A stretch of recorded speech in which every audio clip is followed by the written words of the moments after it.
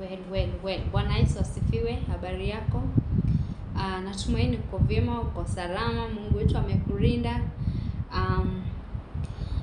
Namshukuru Mungu ameniwezesha kufika wakati huu na niweze kuhudumu kwa ile Mungu amenipea, na nafurahia na ninajua utabarikiwa pia. Na kama hujanifollow TikTok, please do so. Kama hujani subscribe kwa YouTube, what are you waiting for?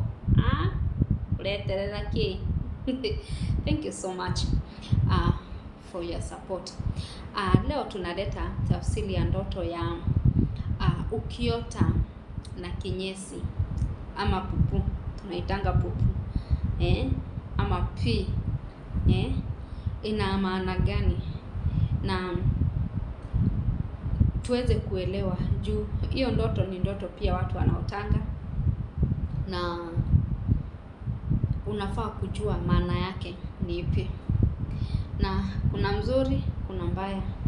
Kwa ndoto zote inategemea na vile umeota wewe mwenyewe. Ulikuwa wapi?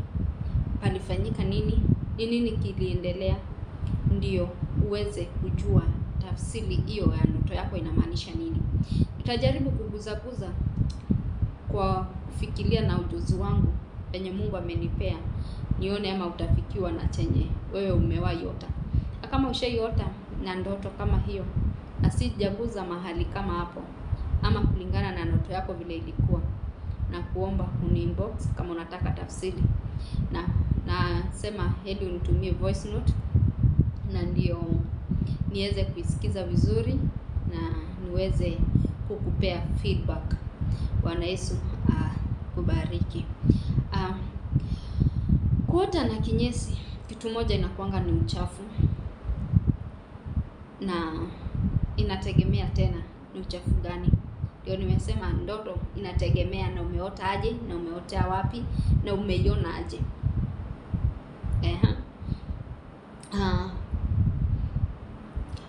Uchafu ni kinyesi ni kitu unafaa kujua ni kitu kichafu sana, na ukiota unapangusa kinyesi, wote unafagia ama unaokota kinyesi, hiyo ni kuondoa mambo, hiyo ni kuondoa uchafu. Umeiondoa uchafu, unaonyeshana wewe ni umekuwa yani msafi, umejingarisha. Kama hiyo kinyesi ilikuwa ni yako ama ni ya mtu mwingine ama ni ya umbwa. Na kama ni ya umbwa pia unaonyeshana utabeba majukumu kama mzigo fulani. Juu unaona kama umbwa ni kitu inazunguka na inaendanga kikunia kila mahali, huo ni mzigo utakukujia. Kwa hivyo unafaa uombe sana na waambie Mungu akuondolee hizo mamizigo zote. Usikue mtu wa kubebeshwa mzigo na ibilisi ama Mungu shetani. Kiota na pupu tena ama kinyesi ama mavi, inaonyeshilia sana. Unaweza kakua maybe kama umeiota ikiwa kwa nyumba yako, unaweza kakua maybe umerushiwa mauchawi, mauganga. Juu hizo ndio vitu zenye mchawi na waganga wanatumia. Lakini mwisho ulifanyaje? Uliokota, ulitupa, unaonyeshana umesafisha. Lakini kama hukuiokota, unafaa uombe sana Mwenyezi Mungu akusaidie na uweze kusafisha, kwa maana mwovu shetani amepata makao ama ameingia hadi kwa boma yako. Ndio tunasema inategemea ndoto kulingana na vile umeiota. Tafsiri ya kitu inakujanga vizuri kulingana na vile wewe mwenyewe umeiota, mahali ilikuwa, ndio uweze kutafsiriwa vizuri. Lakini hapa ni kuguza na guzanga tu. Ukiona hujafikiwa mahali unafaa, unanitafuta. Bwana Yesu asifiwe. Tuangalie Ezekiel 4 mstari wa 15. Ndipo akaniambia, tazama, amekupa mashonde ya ng'ombe badala ya mashonde ya mwanadamu, nawe ukaipika chakula chako juu ya hayo. Ukiangalia Biblia ama Biblia inaonyeshana mambo na mavi. Ukiangalia mambo ukienda unafika Malaki 2:3. Angalieni, nitaikemea mbegu kwa ajili yenu, nami nitapaka nyuso zenu mavi, naam, mavi ya sadaka zenu, nanyi mtaondolewa pamoja nayo. Ndio nimekwambia tafsiri inategemea na vile wewe mwenyewe umeona. Kwa hivyo hata mavi si kitu ati ni mbaya. Hapana. Inategemea na hiyo ndoto yako vile umeiota. Ndio mtafsiri aweze kuitafsiri na ile njia sahihi. Nisikupe vitu niropokwe, lakini sio hivyo inaelekea.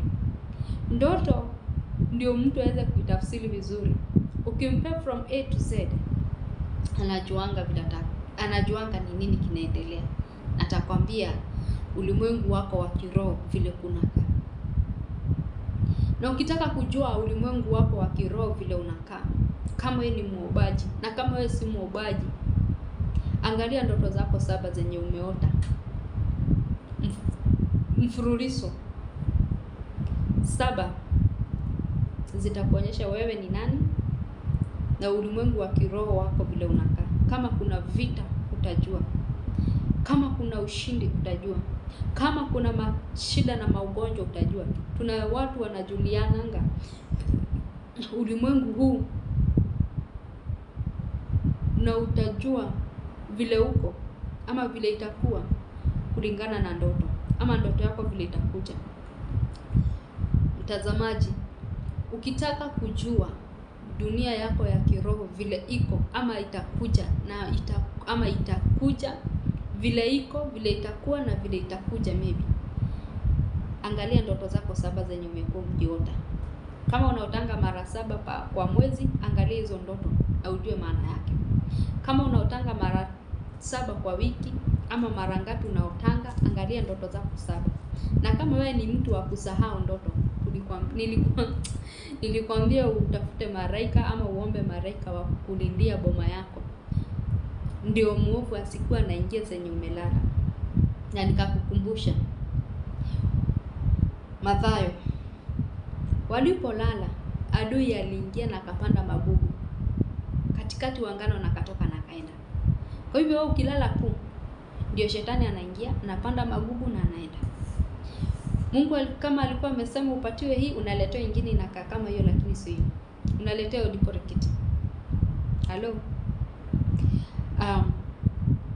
Ukiangalia tena mambo na kinyesi. Ukiota kinyesi unakula pupu.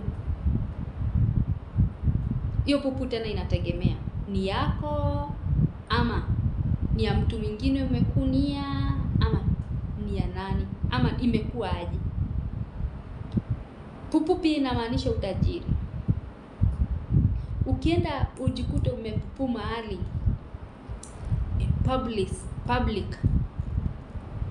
public, watu wanasemanga ati inaweza kakuwa ati ni kuwa mwendo wazimu. Hapana. Kukunia hadharani, hiyo inamaanisha utajiri. Kwenda unakuta umebeba mtoto na amekukunia kwa mgongo, kuna majaribu na kuna fedha kadhaa zitakuja kwa maisha yako. Inategemea na ndoto yako vile umeiota. Hello. Inategemea na ndoto yako vile umeiona na vile nikukujia na imeisha aje. So unaangalianga vile imekukujia na vile imalizia. Ulianzia aje na ulimalizia aje. Ndio ndoto yako mtu aweze kuelewa vile iko. Naitwa Nyambuka Nyambu. Mungu akubariki sana kwa kunitazama. Na usisahau kusubscribe, kushare, kucomment pia.